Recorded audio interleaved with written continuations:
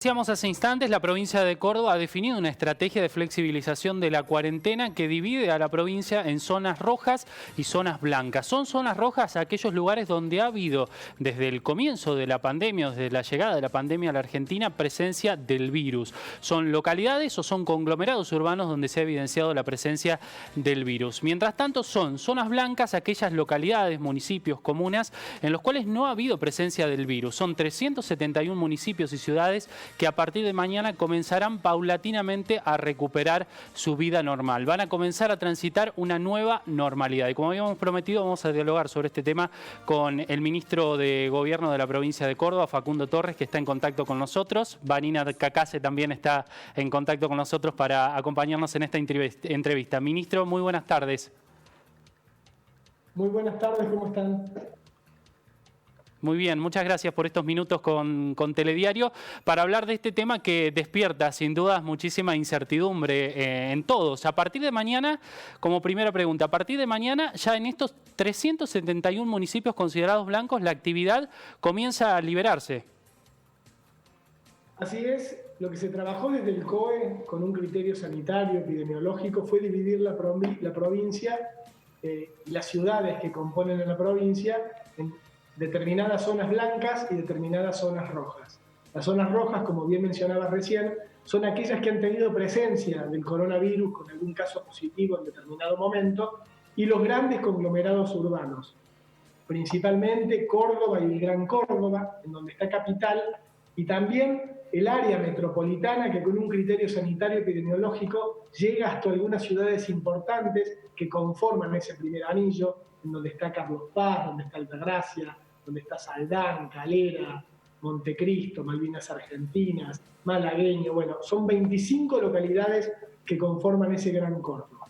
Además de ello y de las ciudades que han tenido casos positivos, también hay 3 agrupaciones, municipios que tienen más de 50.000 habitantes, que son importantes, como puede ser San Francisco, como puede ser Villa María y Villa Nueva, y como puede ser Río Cuarto, en este caso Las Higueras y Santa Catalina, que tienen una vinculación directa y constante.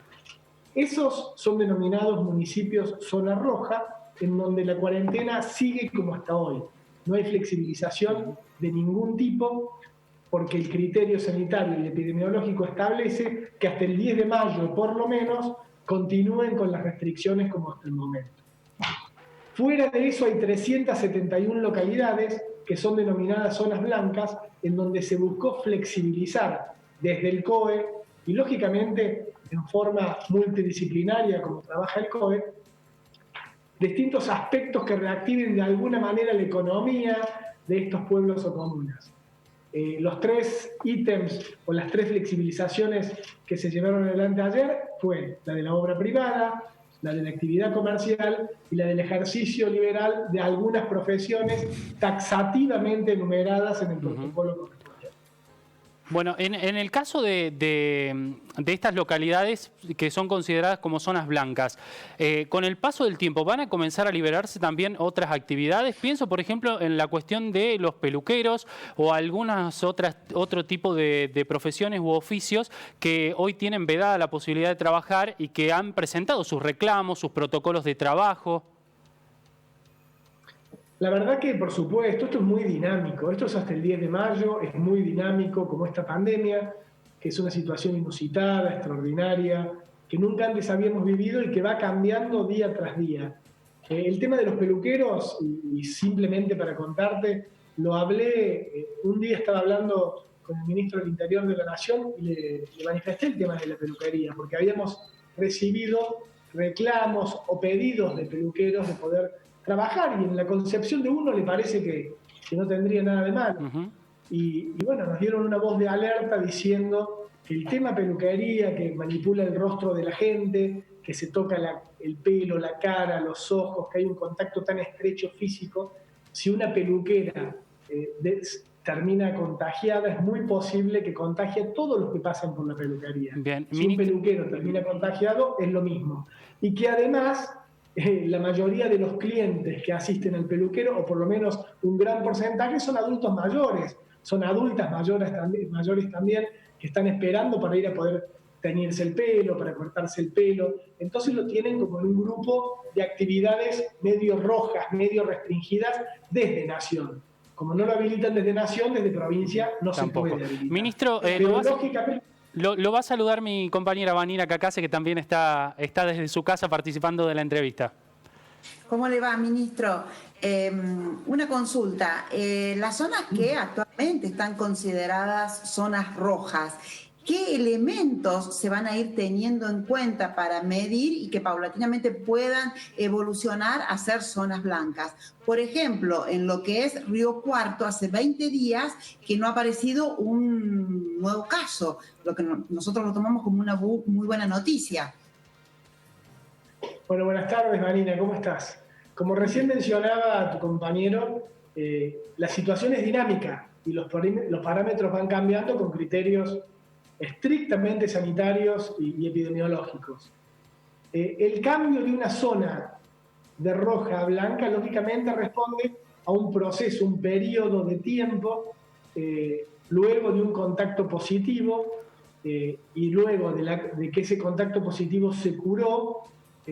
Generalmente responde en términos sanitarios, esto es lo que yo pregunté y lógicamente me contestaron, al paso del tiempo, al paso de días, que creo que son 2 periodos de incubación y una cuarentena. Una vez que pasan 2 periodos de incubación y una cuarentena, se determina que la zona que era roja, si no ha tenido ningún nuevo caso de COVID positivo, pasa a ser zona blanca. Lógicamente, esta situación que tiene un criterio, como recién mencionaba, científico-sanitario, va a diferir en cada una de las zonas rojas, porque no todas, hay algunas zonas que tienen casos positivos en la actualidad, hay otras que tienen, que el caso positivo todavía no está dado de alta, hay otras que el caso positivo está dado de alta y ya han pasado algunos días. Entonces, esto es dinámico, es individual y particular de cada municipio o comuna y, lógicamente, responde a los criterios sanitarios previamente establecidos. Bueno, la provincia de Córdoba ha sido tajante y ha dicho que las salidas de esparcimiento no se habilitan en ningún lugar, ni siquiera en las localidades o municipios blancos. ¿Esto a qué responde? Y por otro lado, si le sorprendió que el presidente propusiera esto en la conferencia de prensa que dio el fin de semana y que luego las provincias han dado su negativa. No, la verdad que yo particularmente lo interpreté de una manera distinta. El presidente, hay que tener en cuenta, según los registros de este fin de semana, no sé si han cambiado, que del 100% de las comunas, de los municipios, de las ciudades que conforman el país, el 62% está blanco y el 38% tienen algún caso confirmado del coronavirus. Cuando el presidente hablaba de la recreación, yo constantemente lo interpretaba a aquellas zonas que eran blancas, aquellas zonas que en el país no tenían casos positivos de coronavirus y que lo que manifestaba lo manifestaba con un criterio también de un esparcimiento sanitario, de la salud psicológica de muchas personas que por ahí les hace bien salir una hora a caminar, restringiendo lógicamente esta situación. Y cuando hablaba de los grandes conglomerados urbanos de más de 1.500 habitantes, también interpreté que estaban fuera de esta disponibilidad o de esta flexibilización que el presidente enunciaba. Lógicamente, nosotros en Córdoba hemos tenido un criterio propio, un criterio quizás más restrictivo, como ha pasado siempre. Tenemos una propia estrategia organizativa sin ir más allá de lo que el presidente determina. No podemos cambiar los DNU ni flexibilizar cosas que desde Nación no se flexibilizan. Claro. Pero sí podemos restringir más cosas que desde Nación se restringen menos. Lo mismo ha pasado con el regreso a casa. Y bueno, vamos a través de nuestros COE, donde están los expertos sanitaristas, los científicos, los médicos de nuestra provincia, conjuntamente con las Fuerzas de Seguridad Nacional, con Fuerzas Armadas, con las Fuerzas de Seguridad Provincial, con los actores de las organizaciones civiles como bomberos, como defensa civil, las organizaciones intermedias, los políticos de distintos partidos políticos, realmente todos representados tratando de tomar las determinaciones con un criterio sanitario. ¿Qué es lo que se estableció? Que las salidas recreativas se está analizando, no hay protocolo, no existe un protocolo todavía conformado, pero no se descarta. Por el momento lo que se flexibiliza, ¿y por qué digo por el momento? Porque esto es sumamente dinámico, pero por el momento lo que se flexibiliza es lo que ustedes recién enunciaban, que ya tiene protocolos, que son las resoluciones emitidas por el COE, en donde estamos pidiendo a los intendentes, sobre todo de las zonas blancas que van a flexibilizar, que los aprueben por decreto y que después los conviertan en ordenanzas para que tengan el marco normativo correspondiente. Y bueno, lógicamente lo que se flexibiliza es la obra privada, la actividad comercial y el ejercicio liberal de las profesiones taxativamente enunciadas en los protocolos correspondientes. Bien. Esto no significa que no se esté trabajando en avanzar con respecto a otras cuestiones y analizar determinadas situaciones en lugares puntuales. Bien. Vanina, ¿alguna última pregunta al ministro? Sí, algo muy dinámico esto.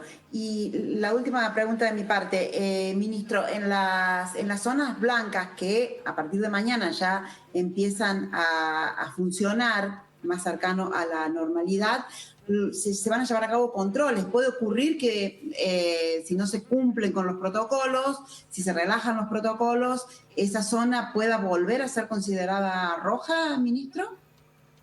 Absolutamente. Yo acá me voy a extender un poquito más de la pregunta. Ayer lo manifesté muchas veces. El intendente y jefe comunal es socio de estas medidas.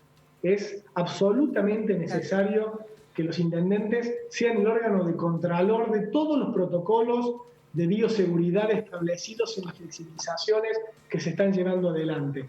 ¿Y por qué son socios?